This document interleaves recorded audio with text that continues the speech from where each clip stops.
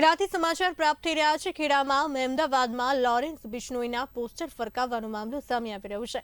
ખેડા જિલ્લા પોલીસ અધિક્ષક રાજેશ ઘડિયા દ્વારા નિવેદન આપવામાં આવ્યું છે। ઉજવણી દરમિયાન ટોળામાં બે લોકો લોરેન્સ બિશ્નોઈના પોસ્ટર સાથે ઉજવણી કરતા હતા। બંને મહેમદાવાદના સ્થાનિક યુવક હોવાનું સામે આવ્યું છે। ખેડા ડીએસપીનું કહેવું છે આ કૃત્યો કરવાનું કારણ જાણવા માટે યુવકોની પૂછપરછ કરવામાં આવી રહી છે। આ કૃત્યો જે કરવામાં આવ્યા છે લોરેન્સ બિશ્નોઈના પોસ્ટર સાથે ઉજવણીમાં આવ્યા હતા ત્યારે તેની આગળની પૂછપરછ કરવામાં આવી રહી છે। આગળ જે પણ કંઈ કરવા પાત્ર કાર્યવાહી થતી હશે તે કરવામાં આવશે।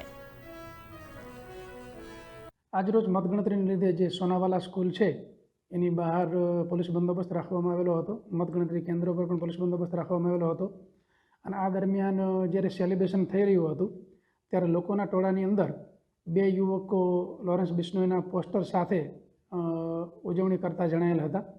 એટલે તાત્કાલિક ત્યાં અમારી લોકલ પોલીસ પણ બંદોબસ્તમાં હતી અને લોકલ ક્રાઇમ બ્રાન્ચના જવાનો બંદોબસ્તમાં હતા। એટલે તાત્કાલિક બંને વ્યક્તિ શંકાસ્પદ લાગતા બંનેને પકડી અને પોલીસ સ્ટેશન ખાતે લાવેલ છીએ।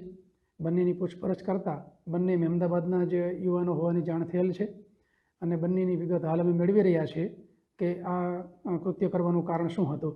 હાલ બંનેની પૂછપરછ અમારા અધિકારી કરી રહ્યા છે અને આગળ જે કંઈ કરવાપાત્ર કાર્યવાહી થતી હશે તે ચોક્કસપણે કરવામાં આવશે।